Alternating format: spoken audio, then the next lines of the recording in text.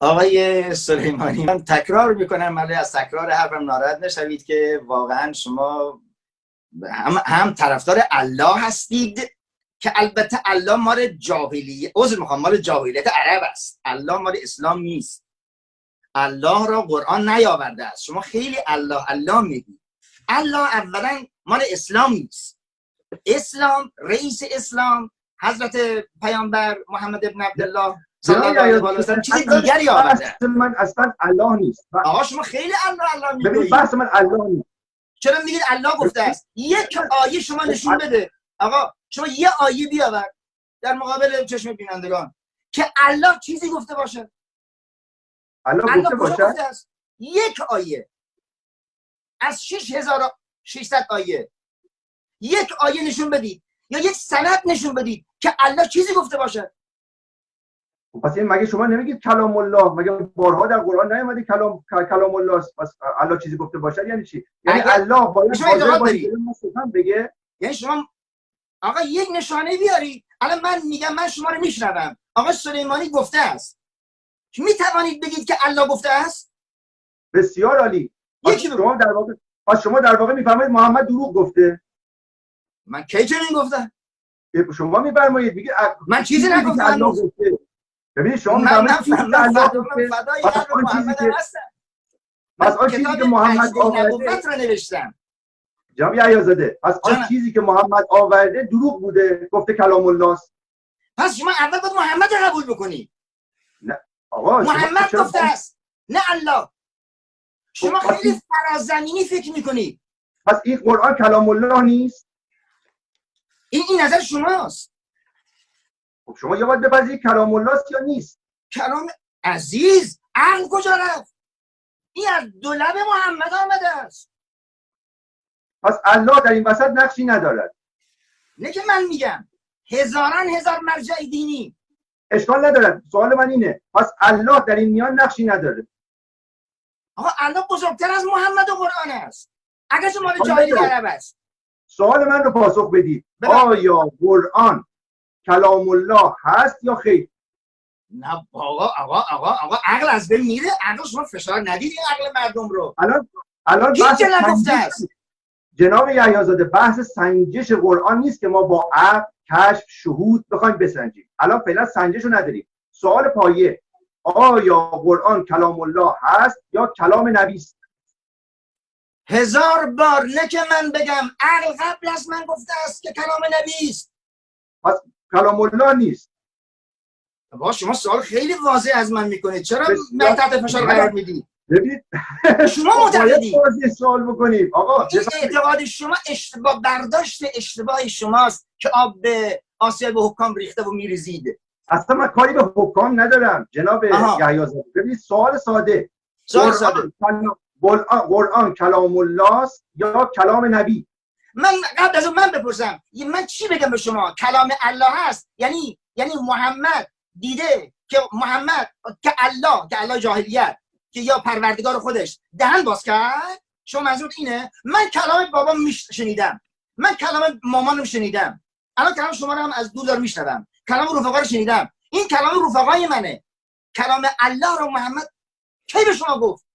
شما ببخشید آقای یحیی زاده، اینجا شما در واقع حضرت جبرئیل رو که این هم در ستایشش سخن گفته اید و اینا، ایشون رو هم کنار گذاشتید و خود الله هم که کنار گذاشتید.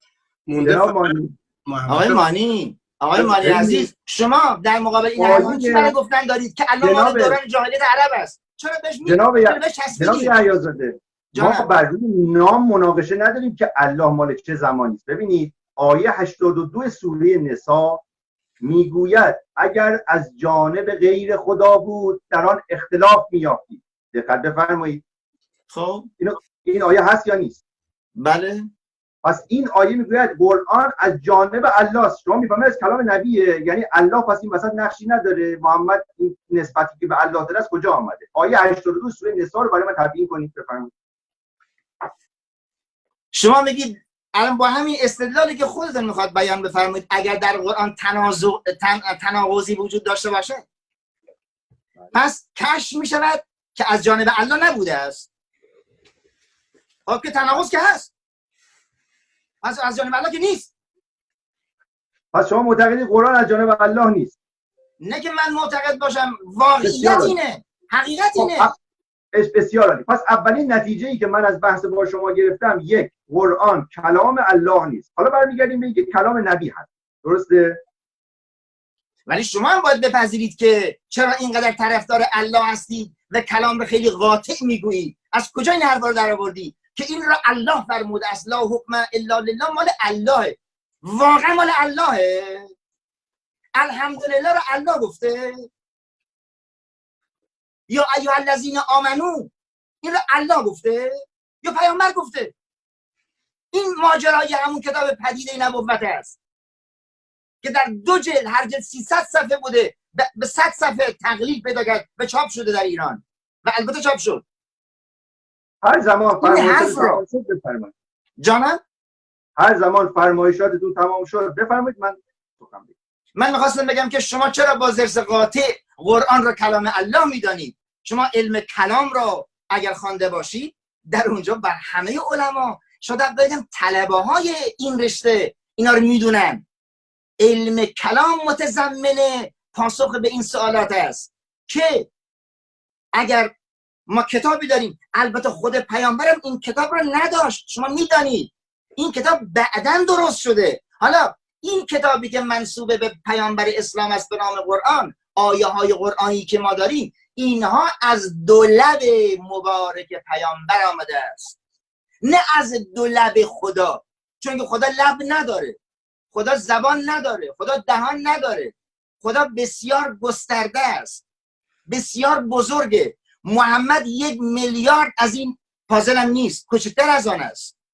بنابراین یک اشکال اساسی که در میان شما روشنفکران و یا چون شماها وجود داره، خیلی قرآن را تجلیل میکنید و اون را از دسترس خارج میکنید، در حالی که علمای اسلامی، آنانی که به مشروطه علاقه نداشتن، آنانی که به نظام سیاسی علاقه نداشتن و به نام علمای سنتی امروز از آنان نام برده میشود، آنان قرآن را مخصوص میدانن، قرآن را مثل یک دارو میدانن برای کسی که به دردش بخوره. قرآن برای عموم جامعه نیست، یک کتاب هدایتگر و اونم برای قدرهاست، نه برای بچه ها، برای قدرهای جامعه. یکی نامزد میشه، یکی هدفمند میشه. جناب یحیی، اگر شما یک طرفه صحبت کنید و جلو برید، وقت رو ناعادلانه تقسیم کرد. نه فرمودن که همونقدر که شما سخن میگید آقای سلیمانی هم بگن و لطفاً وسط صحبت همدیگه هم نپرید. جناب سلیمانی بفرمایید. خب پس اولین مسئله این شد که قرآن طبق نظر جناب یحیی زاده کلام الله نیست، کلام محمد است. خب این تصور خیلی بزرگی است و البته بله اصلا کاری هم نداریم که اساسا این اشتباه است. یعنی در آیات قرآن اصلا این توهین به الله است، حتی بر توهین محمده. میدونید چرا؟ حالا من عرض میکنم. فرض کنید بنده میایم پیش جناب مانی، میگویم آقای مانی، بنده وکیل فلانی هستم برای انجام امر. جناب مانی به من میگه خب سند وکالتتون کجاست که شما وکیل آن موکل هستید؟ خب طبیعتا بنده اگر سندی نداشته باشم یا دروغی بگویم یا مدعی یک امر خلاف واقع باشم، بنده دروغگوام. آیه قرآن میگوید محمد رسول الله است، یعنی فرستاده الله است. اگر بپذیریم الله کلامی نداشته، کسی رو نفرستاده، چیزی به اون نداده، پس محمد برای چه آمده گفته من رسول الله؟ آیا دروغ نیست؟ 2 در آیه 59 سوره نساء که من مثال عرض کردم میگوید اطیع الله و اطیع الرسول. پس این الله از کجا آمده که باید از اون اطاعت بکنیم؟ خب اطیع الرسول رو که داشتیم، هیچ مشکلی هم نبود، اما این اطیع الله رو از کجا گیر بیاریم حالا؟ پس باید یک موجودیتی وجود داشته باشه. یا باید بپذیرید محمد دروغگو بوده، خود رو به یه شخص، حالا به قول شما جهانی، مثلا یک شخصی که حالا هست نسبت داده تا کلامی رو به دیگران بباوراند. یا باید بپذیرید خیر، این آیات قرآن همش اشتباه است، یعنی اصلا دستکاری شده، خود محمد هم دروغ گفته یا نمیفهمیده یا یه چیزی همینجوری گفته. وگرنه با اون الله هایی که کاملا در قرآن آمده، حتی گاهی محمد رو توبیخ میکنه در اون الله، در واقع در قرآن آیات متعدد. اینی که میگوید حکمی رو مختص تو قرار دادم، خب آیا محمد وقتی میگوید این رو الله مختص من قرار داده دروغ گفته، میخواسته دهان مسلمانان رو ببنده؟ خواهش میکنم این مطلب رو پاسخ بدهید. این اطیع الله از کجا آمده؟ اگر محمد، چون اطیع الرسول رو ما داریم، اما این اطیع الله رو محمد چگونه اضافه کرده؟ بفرمایید. به نظر من کلام بسیار واضح است، اما شما اگر نمیتوانید بپذیرید و یا مشترکاً توافق کنیم که جلو بریم، من مجبورم اون حرفا رو تکرار بکنم که اطیع الله، آخه اطیع الله رو تو از کجا شنیدی؟ این رو محمد به تو گفته، محمد به مخاطبین گفته. من یک صحبتی دارم، یک نواری از من هست به نام وحیگاه. شما اگر تشریف ببرید اونجا متوجه میشید که صدای کیه.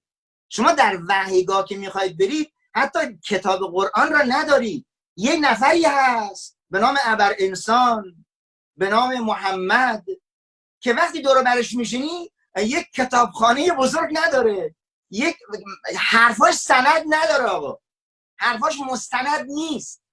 وقتی که واردش بشی، دور برش بگردی، عاشقش بشی، تو قلبش بری، خیلی با اون تجربه بکنی زندگیش را، به اون باورمند مثلا بشی، سرسپرده بشی، وارد و دیوانش بشی، میبینی که اون هیچ رابطه ای با هیچ منبعی ندارد مگر اینکه اون که خودش میگوید. شما میتوانید یا محمد را راستگو بدانید یا دروغگو بدانید. خیلی ها محمد را دروغگو دانستن، چه ابایی دارید شما؟ خیلی محمد را دیوانه دانستن، چه ابایی دارید از این حرف؟ بفرمایید. الان هم هست، در زمان خودش هم بوده. بنابراین نباید هراسید که ما حقیقت را پستکنده تر از این بگیم. مثل من این پستکنده ترین حرف است، اگرچه در میان متکلمین بوده است، اما این رسانه در اختیارشون نبوده نیست، این در طول تاریخ بوده. اما از قرآن همیشه از اوقات استفاده ابزاری شده است، از همون اولها در صدر اسلام تا همین امروز. اما حقیقت خود قرآن یه امر شخصی است. بدون اینکه شما محمد را باور بکنید نمیتوانید مستند او را، یعنی کسی که او از او سخن میگوید را باور کنید.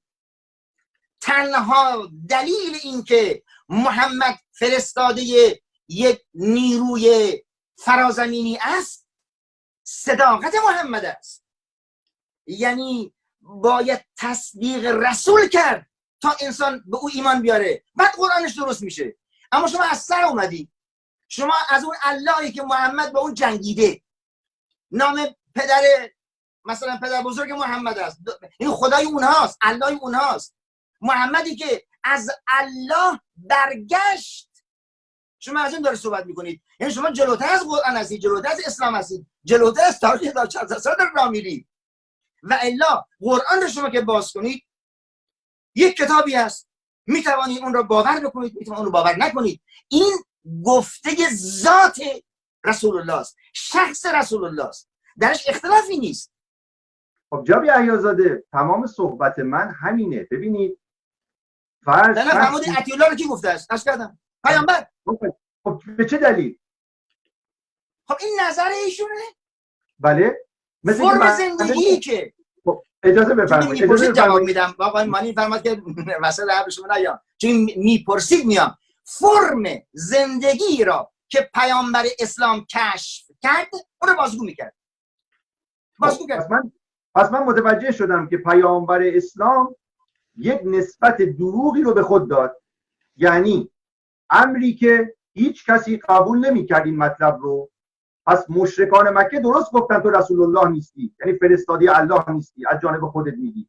در واقع شما اقرار کردید به تایید آن چیزی که مشرکان گفتن که چگونه است که الله مثلا یا خدای ما یا هر شخص دیگری کسی رو فرستاده و میگوید من نماینده او هستم. ببینید آیه 158 سوره اعراف میگوید قل یا ایها الناس انی رسول الله الیکم جمیعا. من رسول خدا هستم برای شما، من محمد عبدالله نیستم. ببینید عنوان رو دقت بفرمایید. اگر محمد از جانب خودش آمده، خود رو رسول الله دانسته، پس دروغ گفته، پس مشرکان حقیقت رو گفتن، تو پیامبر نیستی، از جانب خودت داری میگی. مگر در قرآن نیامده که اینها داستان‌هایی است که از نزد خود میبافد؟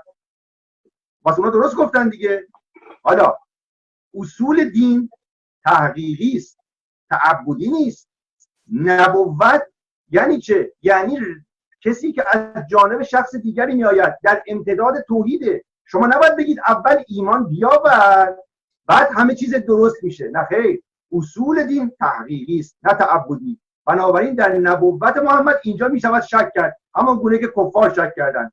پس نقش تعبد رو کنار بگذارید. هرچند اینها همه مغالطه بستن راه استدلال هست، ولی من عرضم این است طبق آن تعالیم اسلامی نبوت تحقیقی است. ما تحقیق کردیم، دیدیم پیامبر اسلام یک سری اسناد و مدارک رو از به قول خودش آورده، اما برای اینکه جامعه قبول بکنه خود رو نماینده یک موجود متعالی دانسته، ادعایی که هر کسی نمیکنه. بنابراین نتیجه گرفتیم که خود محمد به نحوی خلاف واقع حرف زده، دروغ گفته و آن چیزی که مشرکان میگفتن هم حقیقت بوده، یعنی اینها رو از دست خودش بافته. من عرضم تا اینجا تمام.